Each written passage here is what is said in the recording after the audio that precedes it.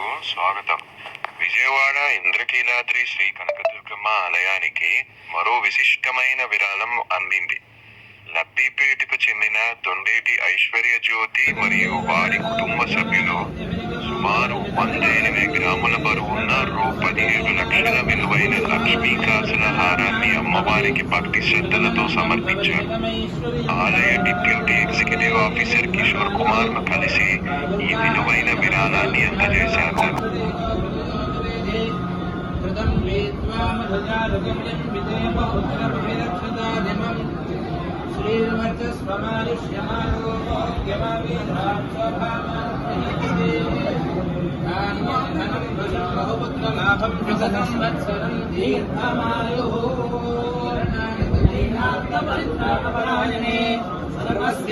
హరే దేవి నారాయణి నమోస్తుతే.